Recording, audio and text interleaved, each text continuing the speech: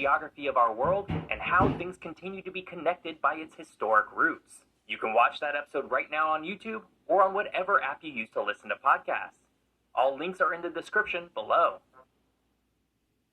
There's one simple sugar hack anyone can use to reset their blood sugar almost overnight.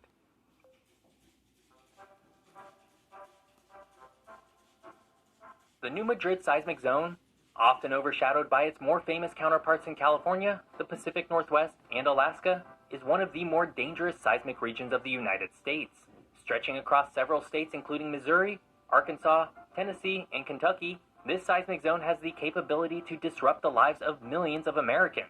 The origins of the New Madrid seismic zone can be traced back to about 750 million years ago during the Precambrian era, when the supercontinent Rodinia began to break apart. This event led to the formation of a rift valley, which over millions of years failed to split the continent entirely. It was this failed rift that formed a weak zone in the Earth's crust, setting the stage for future seismic activity. This ancient rift, now buried deep beneath layers of sediment from the Mississippi River, is why this region is surprisingly hilly amidst an otherwise flat topography. The Mississippi River, the lifeblood of this region overall, meanders through the heart of the New Madrid seismic zone, creating a broad alluvial plain that serves as a crucial artery for commerce, agriculture, and transportation.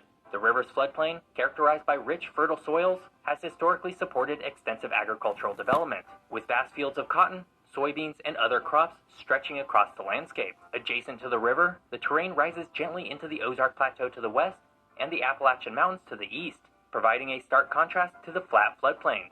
These uplands, with their rugged hills and forests, offer a different aspect of the region's physical geography, showcasing the variety of habitats and ecosystems present in the area. The Ozarks, known for their karst landscapes with numerous caves, springs, and sinkholes, contribute unique geological features that add to the region's topography. The seismic zone itself, while defined by its underground faults, has influenced the surface geography in subtle ways.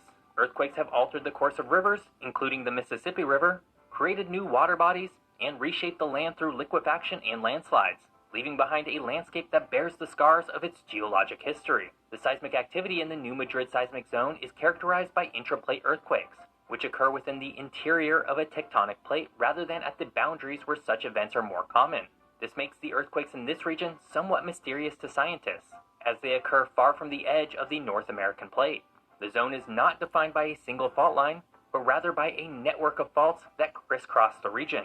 These faults are hidden beneath the Earth's surface, making them difficult to study and understand fully. It's for this reason that few people have ever really expected a major earthquake to hit this region, despite having a history of causing a lot of damage. Today, the New Madrid seismic zone remains a significant concern for geologists and emergency planners alike. While it hasn't caused any issues recently, history has shown just how destructive it can be. But before we get to the history of earthquakes in this region, if you're enjoying this video, hit that subscribe button. More fun geography videos are just a single click away. The New Madrid seismic zone is not in an area of the United States that most people would assume is at risk of earthquakes. It's located in the middle of the country, basically on the border between Missouri, Tennessee, Arkansas, and Kentucky. Despite this, however, there are millions of people at risk today of a major earthquake. And we know this because it's happened before. In modern human history, the most defining series of earthquakes within the New Madrid seismic zone occurred in 1811 and 1812. During that time, a sequence of major earthquakes between magnitude 7.0 and 7.5 hit within the region. These were felt over an area of roughly 1 million square miles, an extent greater than any other series of earthquakes in the historic record of North America. Reports from the time describe ground waves that could be seen as they rolled across the land, rivers that ran backward, vast fissures opening in the earth, and intense shaking that toppled chimneys and trees. The town of New Madrid, Missouri, located near the epicenter of the seismic activity, suffered extensive damage, and the landscape of the region was permanently altered, with new lakes forming and sections of the Mississippi River changing course. And due to the unique nature of the seismic zone, aftershocks were felt in the region until 1817, 5 years after the original event. Following the 1811 to 18... Now you do know, Israel, that it's only a matter of time before we have the big one. The big, huge earthquake that everybody's going to feel. And it could be from a volcano eruption like Yellowstone. or one of the massive volcanoes, even the one that's in Hawaii. Either or is real. We are going to have a big earthquake. Only a matter of time. But the big one is due. 1912 earthquakes, the region experienced several other significant seismic events, though none have approached the magnitude of these early 1800s quakes.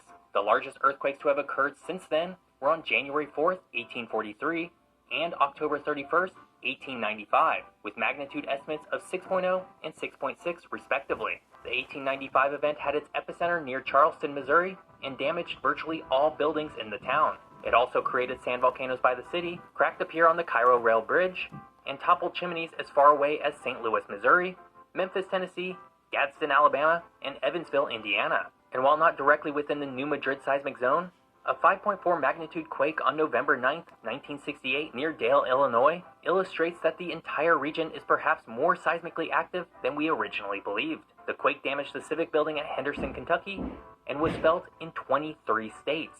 Reportedly, people as far away as Boston, Massachusetts, felt their buildings sway due to the earthquake. In the years since, scientists and historians have pieced together evidence to understand the long-term activity of the zone. This research has revealed that large earthquakes have occurred within the New Madrid area at intervals of approximately 500 years over the last few thousand years. However, these same scientists are mixed on the potential of future large earthquakes hitting the region. For anyone struggling with high blood sugar, do not drink cold water. Did you know that you can pee out blood sugar? Most people don't. Despite the relative infrequency of large-scale seismic events in the New Madrid seismic zone compared to more active regions like California, the potential impact of a major earthquake in this area remains a significant concern. The region's population density and the built environment have changed dramatically since the early 1800s, raising the stakes for earthquake preparedness and resilience.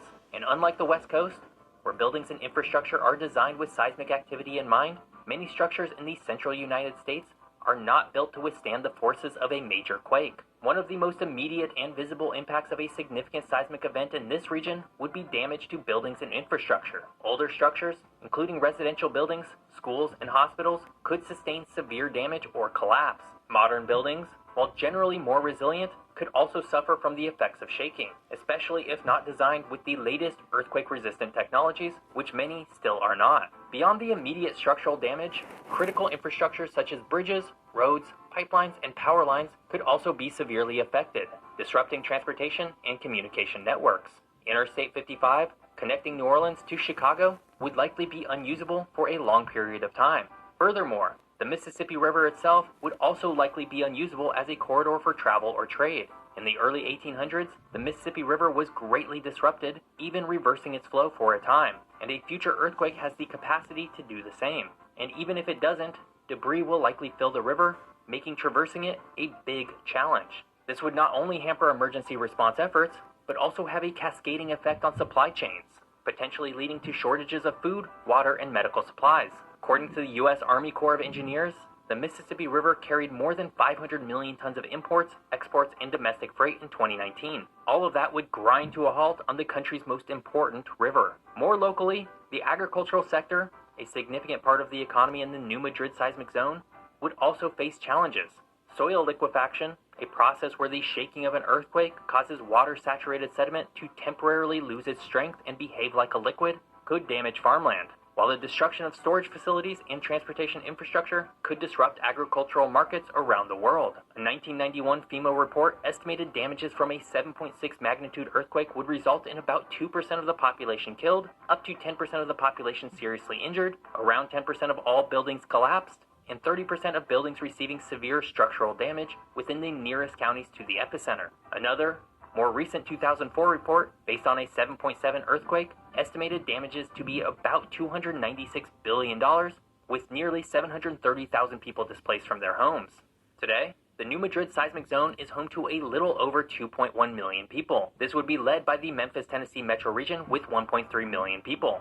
Other population centers include Jonesboro, Arkansas with 135,000 people, Cape Girardeau with 100,000, and 45 other smaller towns and cities with a population greater than 1,000 people. But this doesn't include areas outside of the region that would still feel the impact, such as St. Louis, Missouri, Nashville, Tennessee, and Evansville, Indiana, meaning a lot more people could feel the impact than just those within the New Madrid seismic zone. But while most people in this region are not expecting an earthquake anytime soon, despite existing on a well-known seismic area, Oklahoma, just one state over, has become quite accustomed to earthquakes without having any major fault lines or a long history of seismic activity.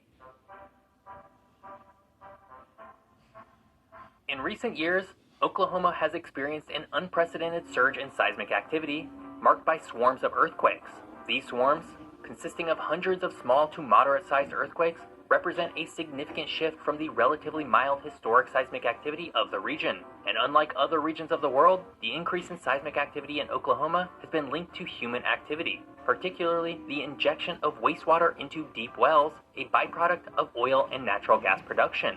Oklahoma's seismic activity began to attract widespread attention around 2009, when the number of earthquakes in Oklahoma surged from an average of 2 magnitude 3.0 or greater earthquakes per year to over 500 in 2014. These earthquakes have been primarily concentrated in central and northern Oklahoma, though their effects have been felt across state borders. Overall, the swarms have included several significant seismic events, with magnitudes reaching up to 5.8, which was recorded near Pawnee, Oklahoma in 2016 and stands as the largest earthquake in modern Oklahoma history. Much more recently, a 5.1 earthquake struck near Oklahoma City, the state's largest population center. Overall, the quakes have caused damage to buildings, roads, and other infrastructure, and have been felt as far north as Fargo, North Dakota, and as far south as San Antonio, Texas. But unlike earthquakes in the New Madrid seismic zone, there's nothing natural about Oklahoma's newfound seismic history. Investigations into the cause of the earthquakes in the state have pointed to the injection of wastewater from oil and natural gas production back into the earth as a primary driver. This process, known as deep well injection, involves disposing of the wastewater by pumping it into deep geological formations. While this method effectively disposes of the wastewater, it has also been found to increase subsurface pressures, potentially leading to the reactivation of dormant faults, thus triggering the earthquakes. It's for this reason that Oklahoma now frequently gets earthquakes where, in decades prior, it was a very rare occurrence. A big earthquake will hit the New Madrid seismic zone at some point, and when it does, people within the zone will not have a good time. That said, the likelihood of a major swarm of earthquakes hitting the region anytime soon seems to be fairly low, which is more than can be said for Oklahoma's unique situation. I hope you enjoyed learning more about the New Madrid seismic zone. If you did, please subscribe to my channel. If you want to watch more videos, click here. If you want to listen